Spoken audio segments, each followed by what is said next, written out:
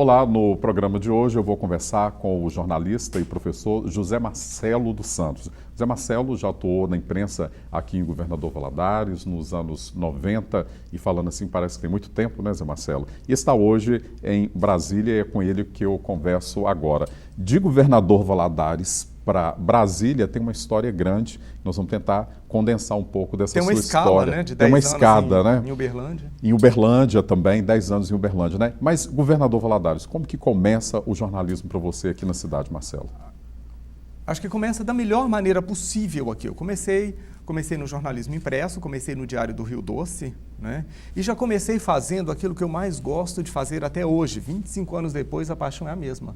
Comecei cobrindo política, já fazendo jornalismo político. E foi uma delícia, eu fiquei aqui 5 anos, não é? 5 e pouquinho, porque aí fiquei 10 anos em Uberlândia depois e já estou há quase 10 em Brasília. Aqui em Governador Valadares, você esteve no Diário do Rio Doce. Diário do Rio Doce, hoje em dia, a Rádio por um Mundo Melhor, Rádio Educadora antes de se transformar em Transamérica. Com Alírio, que tinha um jornal na rádio que era o jornal Diário, executivo. Jornal Executivo. Era o jornal executivo da Educadora, ia ao ar pouco antes das 8 da manhã. Ao vivo? Era ao vivo, ele era gravado. Ele era um jornal apresentado ao vivo, todo esqueletado na noite anterior. Então a gente deixava tudo prontinho só para o locutor chegar e apresentar. Eu não sei, eu vou acabar participando aqui pessoalmente Porque você esteve nesse jornal na entrevista. por um tempo. Eu estou lembrando aqui, esse é um fato que eu tinha me esquecido, né? Que a minha pequena experiência em rádio foi você que me deu, porque eu cobri uma férias sua lá, não sei se foram 15 dias ou um mês. Márcia, a minha memória é perigosa até para mim. Quem apresentava o jornal era o Celso Martins. Celso Martins. Que era do Hoje em Dia na época e eu do Diário do Rio Doce. Você cobriu as férias do Celso Martins. Do Celso Martins. E aí me chamou para colaborar com você na época, porque você estava muito apertado de trabalho na TV Rio Doce como diretor de jornalismo. E eu fui fazer umas reportagens e acabei depois ficando, porque o Celso foi para Belo Horizonte. Por Hoje em Dia em Belo Horizonte. Por Hoje em Dia em Belo Horizonte. Diário do Rio Doce. Qual foi aquele seu momento do Diário do Rio Doce? Hoje a gente fala, aqui em Governador Valadares, que a imprensa mudou muito, né? E você é de uma época, no Diário do Rio Doce, de um Diário do Rio Doce muito agressivo, no bom sentido, né? Qual que era esse seu momento? Como que foi? Quem estava, por exemplo, também nessa redação e o que era notícia naquele momento? Nós não tínhamos nenhum time, era uma seleção, na verdade, de gente muito apaixonada, querendo aprender e fazer jornalismo de uma maneira que a gente não tinha consciência do que era, mas era pós-ditadura. Fim dos anos 80, início dos anos 90, liberdade de imprensa, fora Collor, bombando na história toda. A gente tinha aqui o Rui Moreira, que era prefeito na época, logo ao romper as relações políticas com o ex-prefeito Ronaldo Perim, e aí veio uma série de denúncias, canalização. Eu estava falando com um colega aqui da emissora, a caminho aqui para a entrevista, da canalização aqui do... Figueirinha. Não, do Figueirinha não. Esse que passa aqui perto do Granduquesa. Do Granduquesa, ok. Isso, me esqueci agora, deu branco. A memória acabou me traindo.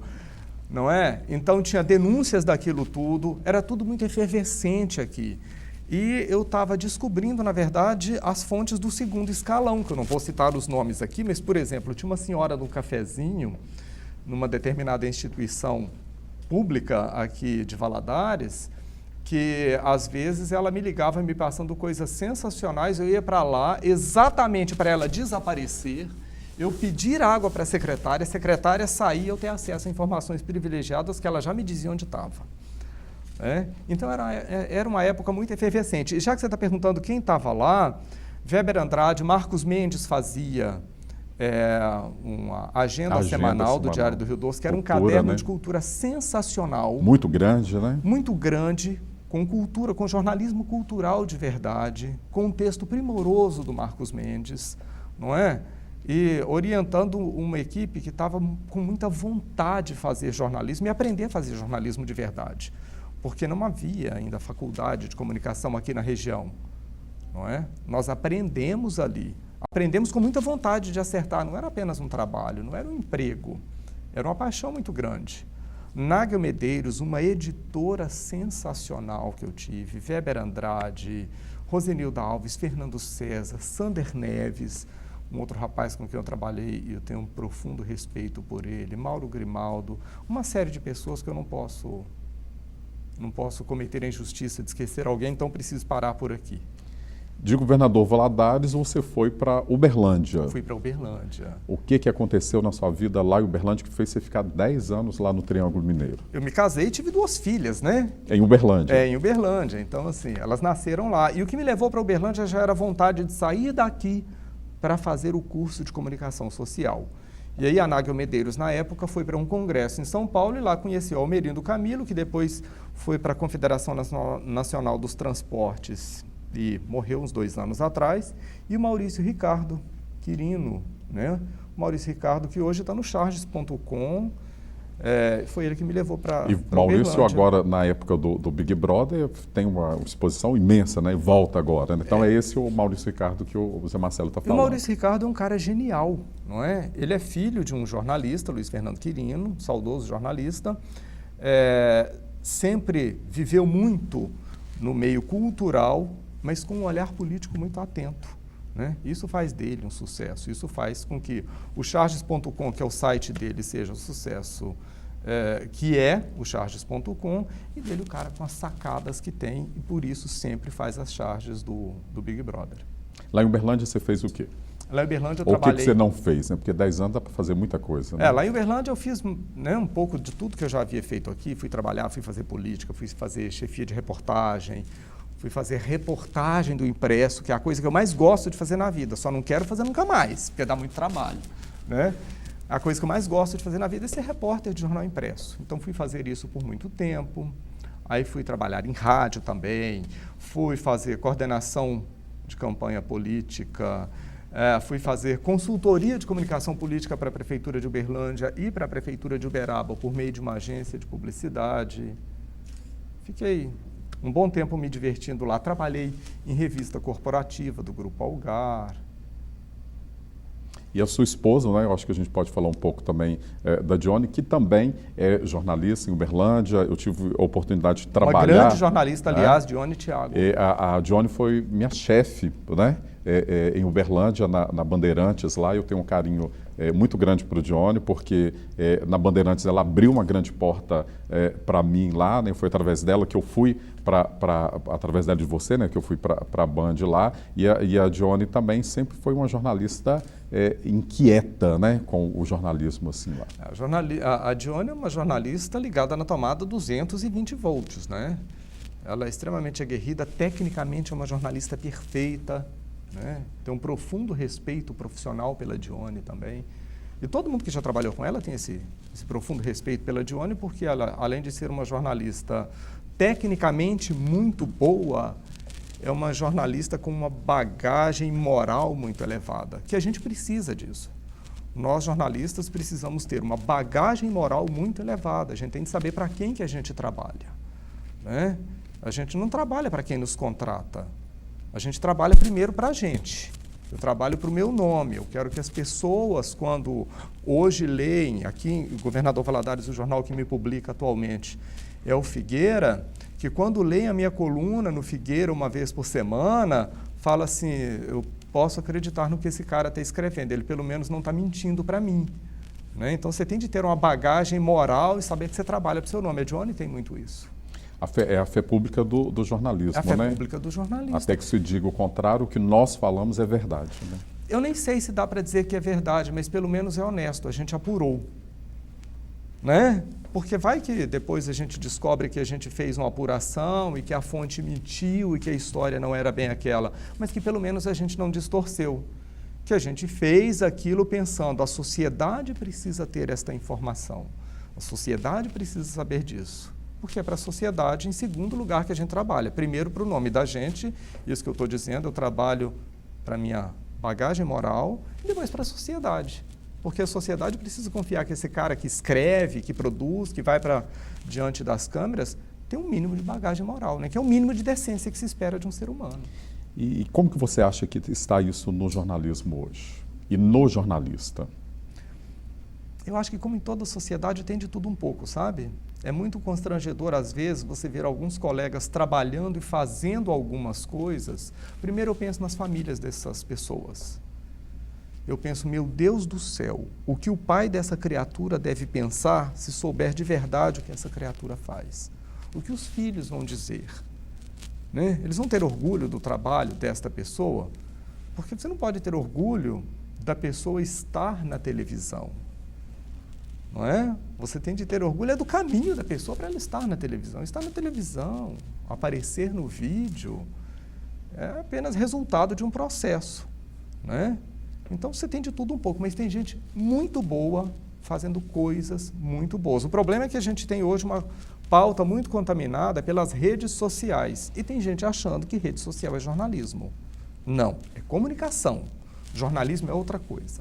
Jornalismo é uma coisa que nós, jornalistas, fazemos ao pegar informação, apurar informação e transformar essa informação em notícia. Ok. Marcelo, você abriu aí algumas questões que eu quero trabalhar com você no próximo bloco, que nós vamos falar lá do Centro do Poder, né, onde você está exercendo o jornalismo em Brasília. No próximo bloco, então, nós voltamos conversando com o jornalista José Marcelo dos Santos.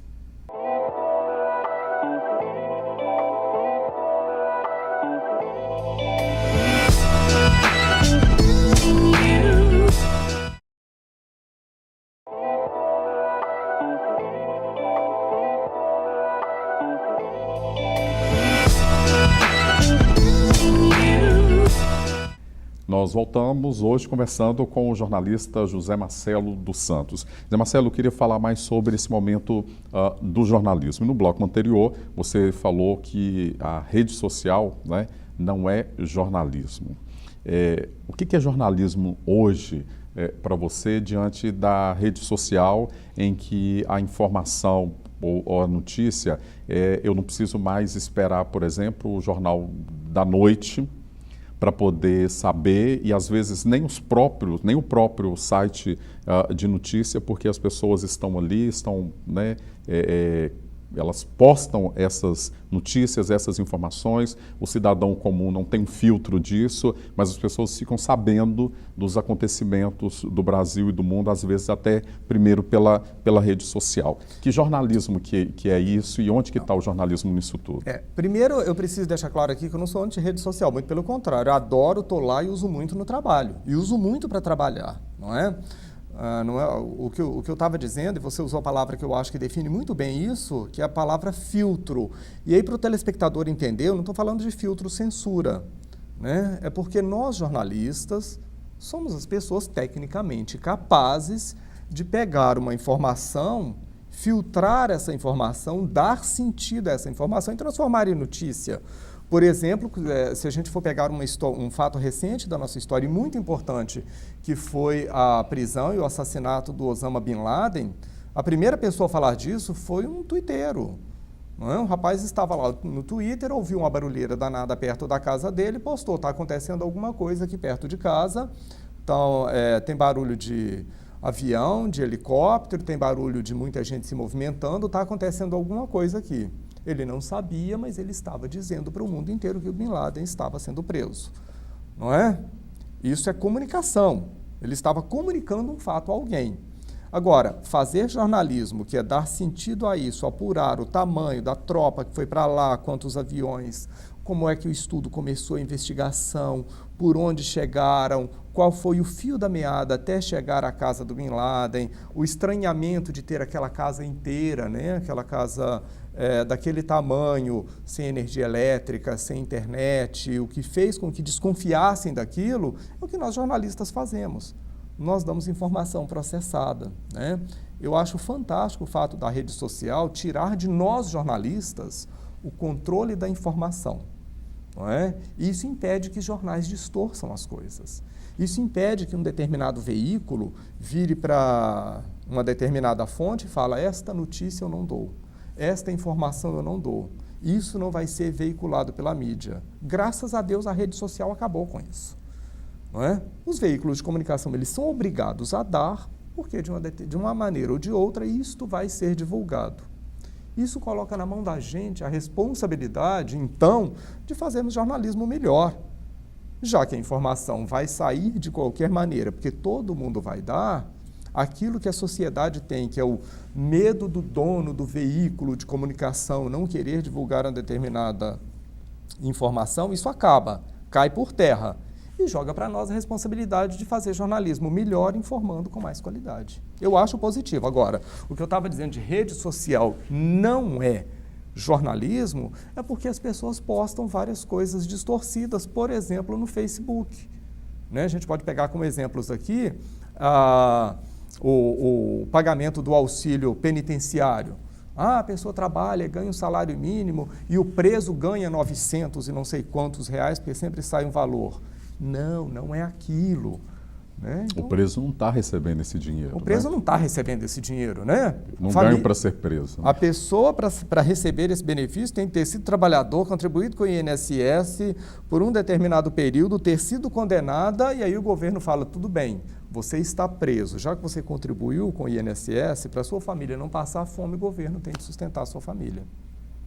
As distorções são infinitas. São infinitas nas redes sociais. É por isso que precisa ter cuidado com elas. Agora, Zé Marcelo, você está também como professor, né? No nascedouro do jornalismo. Como está a nossa formação hoje e como é a sua experiência hoje em Brasília, ajudando a formar esse time de jornalista ou de jornalistas que vão aí trabalhar com essa verdade no Brasil e no mundo, né? Como que é essa formação e como está essa formação e como é a experiência de vocês lá também na sua faculdade? Eu tenho o privilégio, Dilei Márcio, de receber como alunos pessoas com uma bagagem cultural muito vasta, não é?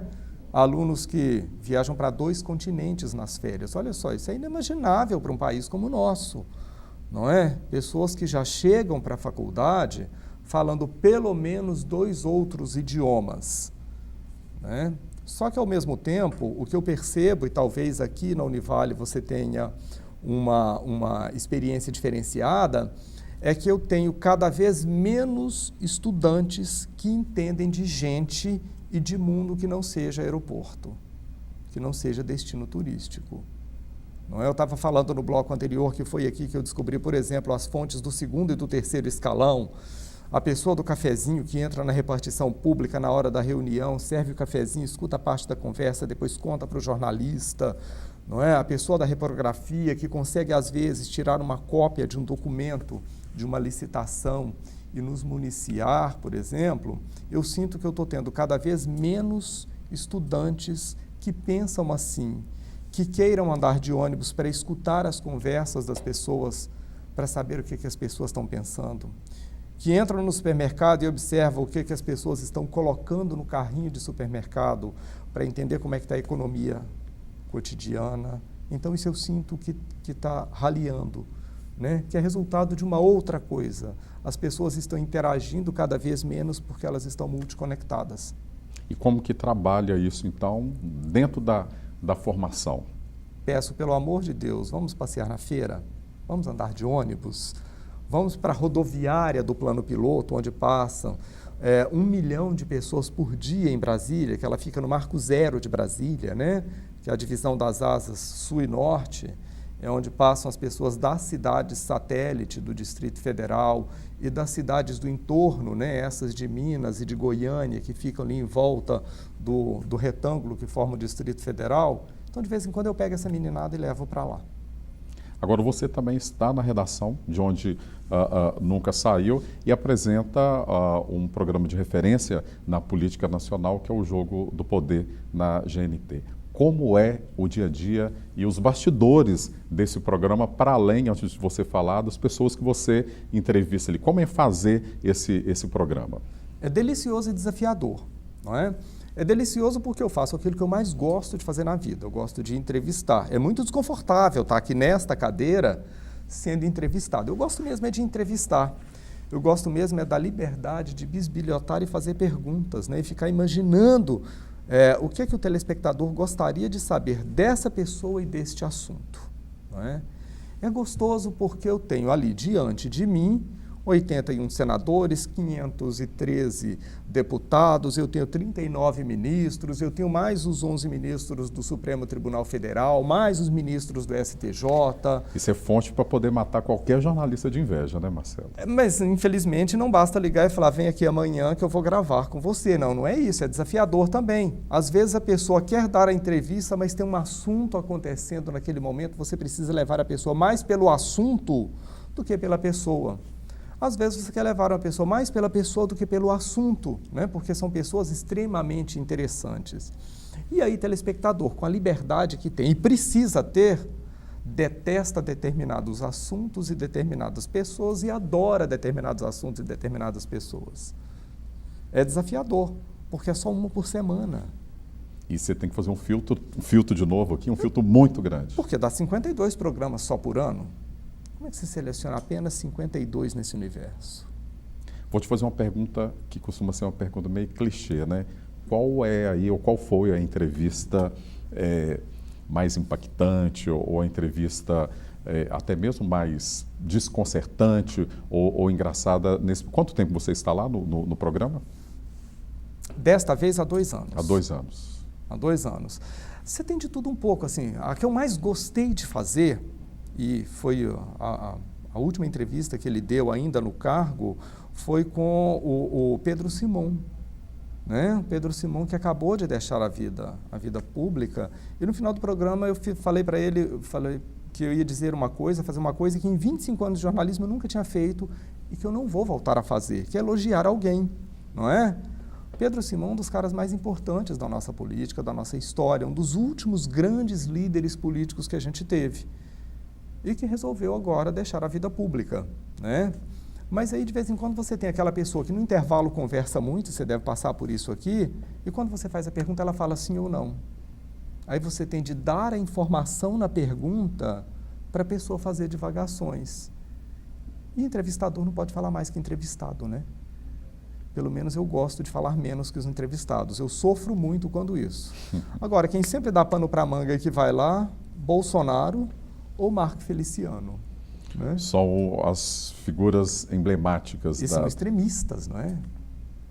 Mas eu gosto de fazer isso. E você conseguiu já tirar algumas preciosidades, por exemplo, do Feliciano. Dá para repetir aqui para que a gente estava conversando antes do programa, é que o Marco Feliciano, antes dele ir para a Comissão de Direitos Humanos da Câmara, ele esteve lá comigo no programa e eu arranquei dele, porque ele é pastor, autor de quase 20 livros, não é? Tem uma trajetória na igreja, uma trajetória admirável do ponto de vista da igreja. E aí ele dizendo que a mãe dele, por exemplo, já tinha tido uma clínica de aborto clandestino e por isso ele é contra aborto clandestino. Não é? Da segunda vez ele defende reorientação sexual ou cura gay, por exemplo. Perguntei para ele, tudo bem, mas o senhor casaria a sua filha com um reorientado? Ele falou, sim, casaria. Né? Então são pessoas polêmicas que é bom receber de vez em quando. E que esse é um espaço privilegiado, né? Marcelo, você também continua escrevendo para os jornais, escreve inclusive para o Jornal Figueira aqui de Governador Valadares. Como que é a logística para isso? Para estar na universidade como professor, para estar dentro da redação e também abastecer veículos impressos, porque não é só o jornal. Faço medicina tradicional chinesa. Eu vou terminar falando sobre essa medicina tradicional. É desafiador, aqui. Porque assim, às vezes o leitor ele lê 8, 9 notas, por exemplo, fala, olha, 8 coisas curtinhas. Não, são 8 apurações, não é? Só que às vezes você tem sorte, vai dar uma passeada no Congresso Nacional, assiste uma reunião de uma comissão, por exemplo, e ali as pessoas falam aquelas pérolas, você olha para o lado, vê que alguns colegas não prestaram atenção naquilo, você fala, graças a Deus, eu tenho uma exclusiva aí, não é? Às vezes, entre um bloco e outro do programa, a fonte revela uma coisa que, por tempo ou por alguns fatores, não cabe no programa, e a gente acaba pegando também. Além de Governador Valadares, a sua produção jornalística também vai para outras cidades. Tem Governador Valadares, tem Goiás, tem Sul, então são vários jornais que publicam. E agora essa questão aí da medicina oriental, como que isso entra na vida de um jornalista? Quando o jornalismo sair da vida da gente, né? Se é que um dia vai sair. Porque eu faço isso há 25 anos, Dilei Márcio. Assim como eu, como você, como os nossos alunos, uma hora a gente vai envelhecer para o jornalismo. Eu já vou fazer 46 anos, né? Então tem uma hora que a gente fala, deixa eu criar um plano B, e o que me levou para o jornalismo é o fato de eu gostar de gente. Eu adoro gente, eu gosto de conversar, de ouvir as pessoas, e gosto de cuidar das pessoas. Então, quando eu não estiver mais no jornalismo, quando eu não estiver mais dando aula, vou cuidar da saúde das pessoas, já estou começando. Eu estou lembrando aqui, e eu falei com o Marcelo, e peço até licença ao telespectador, porque eu falei com ele que a nossa entrevista ia ser uma coisa mais doméstica, né? Então, não é só uma tietagem, porque o Marcelo é um grande jornalista, né? Sempre foi, acho que o Marcelo começou sendo um grande jornalista em Governador Valadares, e eu me recordei aqui, quando você disse aí que fala para os seus alunos, né? Vão lá para a rodoviária, né? Me lembro do Zé Marcelo estar lá aqui na Câmara Municipal, cobrindo exaustivamente, mesmo quando não era pauta, né? Para poder descobrir, porque hoje o Legislativo Municipal mudou muito, né? Então, assim, as coisas aconteciam na Câmara. Se a gente quisesse abastecer a redação, tinha que passar pela Câmara Municipal, né? Esse contato direto onde a informação da política, né, onde a política acontece, até mesmo antes de acontecer na prefeitura. Né? E o mais gostoso era chegar antes para tomar cafezinho na Câmara, conversar com o assessorista da prefeitura, não é? Ver quais os carros já estavam estacionados e depois acompanhar quando tinha público, quando tinha plateia, e acompanhar lá junto com a plateia, conversando com as pessoas e perguntando para ela, o que você acha do vereador tal? O que você acha dele? Isso é muito bom, é muito gostoso de fazer isso. E o que é melhor, Dilei Márcio, alguém nos paga para isso. É isso que os nossos alunos têm de entender. Alguém nos paga para gostar de gente, para ouvir as pessoas, para procurar informação, para ser esse filtro, para entender que sentido faz essa informação que eu tenho para aquelas pessoas com quem eu converso. É muito bom. Ok, quero te agradecer. Para mim é um privilégio e uma oportunidade, né? E para mim é uma honra estar aqui. Estar te entrevistando.